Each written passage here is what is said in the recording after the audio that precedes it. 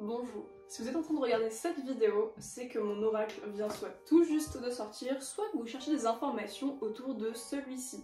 Et dans les deux cas, c'est trop bien parce que t'es au bon endroit. Je vais profiter de cette vidéo pour vous donner quelques petits tips et conseils autour de cet oracle, vous parler de quelques easter eggs que j'ai cachés, également vous parler de mon travail en tant qu'autrice et illustratrice, également le concept de cet oracle, quelle est sa particularité, comment est-ce que je l'ai pensé. Et je vous propose de commencer du coup avec le concept ainsi que le packaging de celui-ci.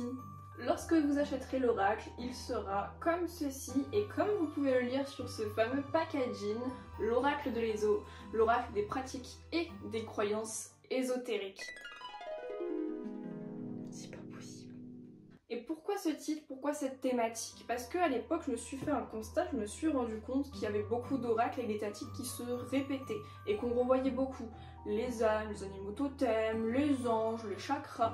Et j'avais envie de proposer quelque chose qui ne s'est jamais fait. C'est pour ça que vous trouverez des cartes par exemple comme l'Adagide qu'on ne voit pas souvent, le Coven qu'on ne voit pas non plus, la carte Astéria que je n'ai simplement jamais vue nulle part. Sauf que peut-être vous voyez cette vidéo dans quelques années et que du coup, peut-être qu'on a inspiré des gens, mais jamais égalé finalement.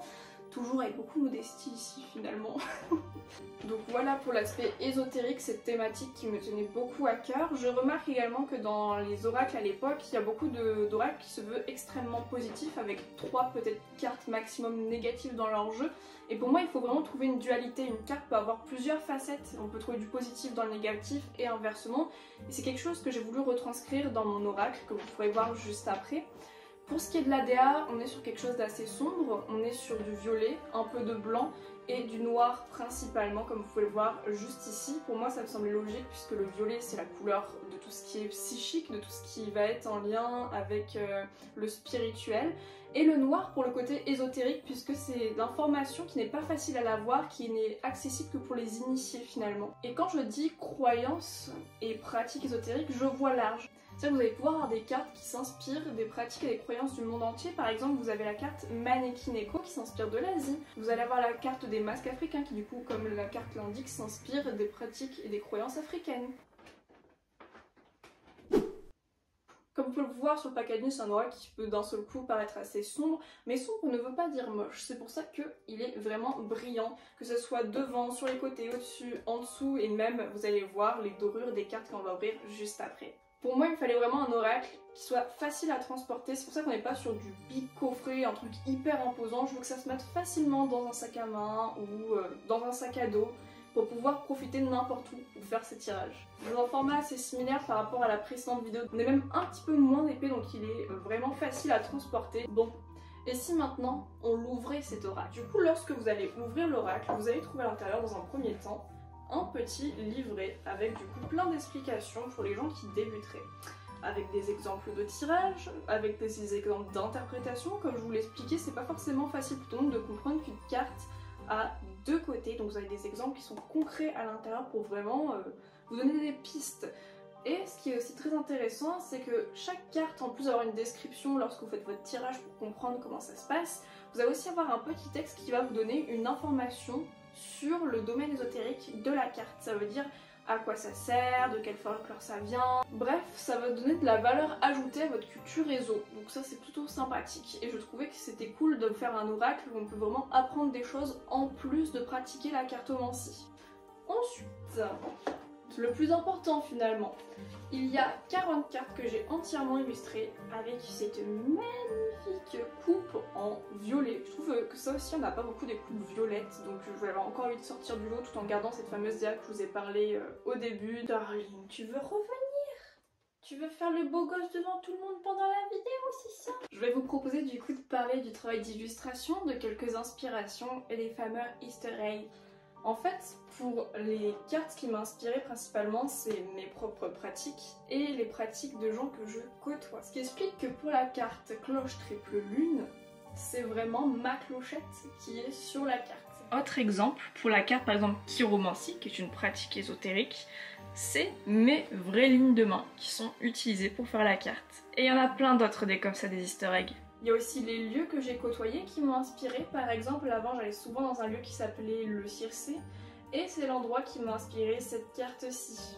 Il y a également quelques petits easter eggs à mon TikTok, donc si vous ne connaissez pas, c'est Sisterézo. Je parle des pratiques ésotériques justement. Et récemment, je vous ai filmé un petit TikTok sur le mariage païen, et dedans, il y avait quoi?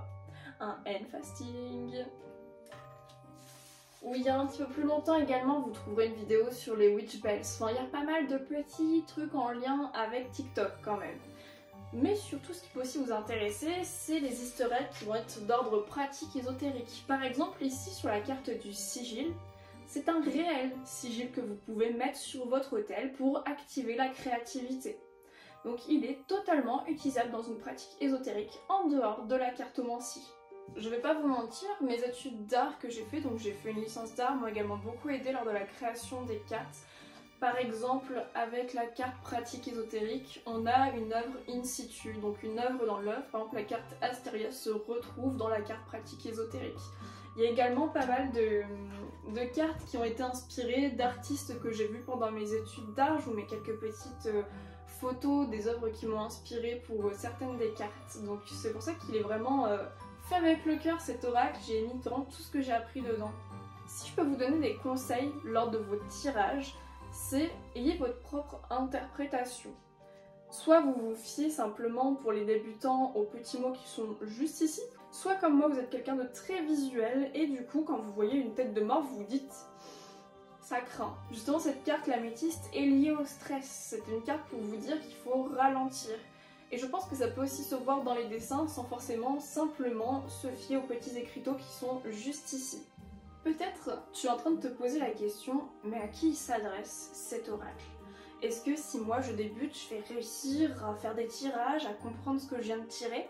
Ou bien moi je suis quelqu'un qui pratique depuis longtemps maintenant et on a du mal à me surprendre, est-ce qu'il n'est pas un peu trop simple, un peu trop facile pour moi? Et bien sachez messieurs dames qu'il est pour les deux. J'ai réfléchi bien pour que tout le monde puisse trouver un intérêt à cet oracle. Je m'explique. Pour les personnes qui souhaitent débuter, il y a néanmoins quelques cartes qu'on va retrouver assez fréquemment dans d'autres jeux. Par exemple, la carte du serpent, qui est en lien avec le renouveau. La carte du papillon, qui est en lien avec l'évolution. Bon, la papillon de nuit, mais adapté. C'est des choses qu'on peut rencontrer dans quelques autres jeux. Par contre, là où ça devient plus compliqué, c'est certaines cartes qu'on n'a pas trop vues avant, comme la carte par exemple de la dévotion. Si on n'est pas du tout habitué à voir un autel, à comprendre ce que ça veut dire, ça peut être un peu plus compliqué. Et du coup, si c'est plus compliqué pour les gens qui ont déjà vu et revu plein d'oracles, ce sera peut-être le moment de découvrir quelque chose de nouveau. Pour vous aider les débutants, sachez que, comme dit précédemment, il y a plusieurs petits mots juste en dessous pour vous donner une première idée. Ensuite, vous avez également le petit livret où il y a un petit texte également pour vous donner des premières pistes. Et après, bien sûr, c'est en pratiquant qu'on apprend. Et ça, c'est inévitable. C'est pour ça que je vous invite soit dans un premier temps à lire entièrement le petit livret, puis faire quelques tirages pour vous exercer, soit d'abord commencer par faire les tirages, et s'il n'y a rien qui vous vient, même avec les petites écritures, allez checker dans le petit livret. Et encore une fois, si vous ne voulez pas vous fier au livret, si vous ne voulez pas vous fier par exemple aux petites écritures, vous pouvez vous fier à votre intuition. Par exemple, lorsqu'on regarde la carte du miroir, le miroir, sur celle-ci, on voit une ombre, quelqu'un qui se reflète. On comprend quoi? On comprend que c'est moi qui me reflète. C'est la réflexion, c'est l'image qu'on envoie de soi. Et ça, juste avec le dessin, on peut tout de suite se faire la réflexion. Donc il y a plusieurs méthodes qui existent, il y a plusieurs manières de faire. Et comme dit dans le petit livret, il faut que vous trouviez celles qui vous correspondent. C'est important pour pratiquer ne serait-ce la cartomancie en général. Mais alors, comment est-ce qu'on fait un tirage avec ce fameux oracle? Et bien très simplement, moi ce que j'ai l'habitude de faire, c'est de les mélanger, de penser par exemple si c'est avec une autre personne avec son prénom, par exemple son signe astrologique ou son âge, autre témoin potentiel. Donc je fais comme ceci, s'il y a une carte qui saute, je la prends en compte. Une fois que j'ai terminé de battre les cartes, je fais un demi-cercle.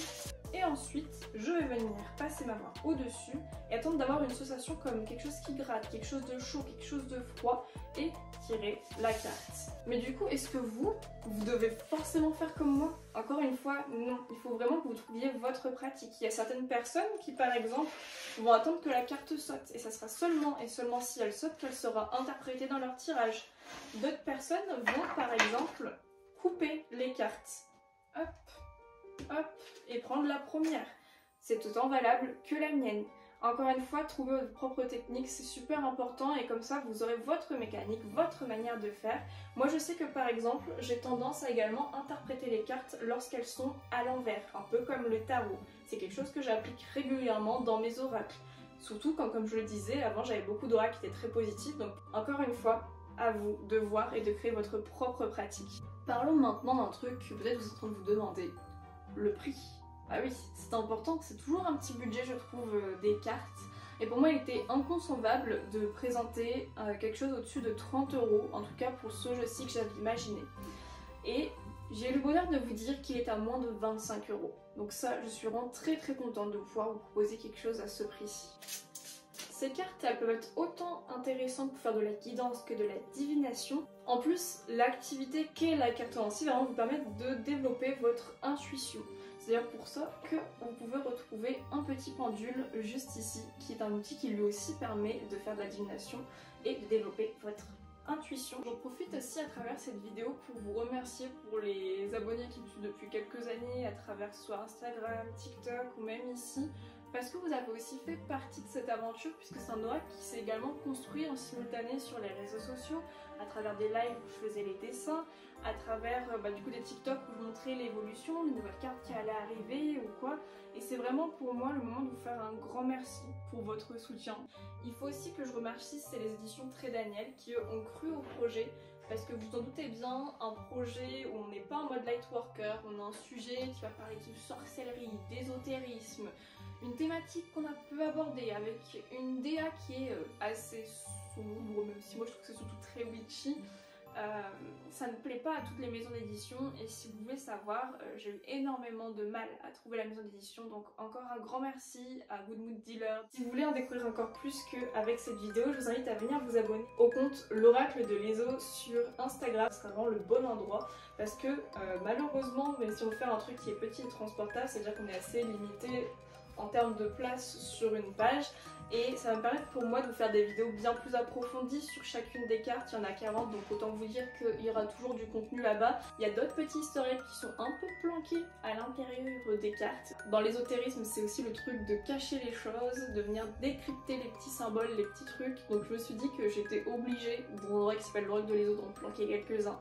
Et surtout, vous allez pouvoir suivre toutes les actualités autour de l'oracle. Par exemple, il y a des dédicaces qui vont s'organiser. Ça va être le moment pour moi de venir à votre rencontre, avoir votre avis sur l'oracle et pouvoir le dédicacer, échanger, et ça j'ai vraiment trop hâte pour être honnête. Mais franchement, c'est tellement un rêve pour moi qui devient réalité et qui s'aboutit en sachant qu'il y a plein de gens qui vont pouvoir faire leur tirage et c'est juste incroyable. Je crois que vous allez rendre heureuse cette personne. L'honneur de vous présenter en exclusivité la version 1, le premier test de mon oracle. Donc là on est sur des vraies cartes qui pourraient s'apparenter à ce que je pourrais proposer plus tard dans le futur.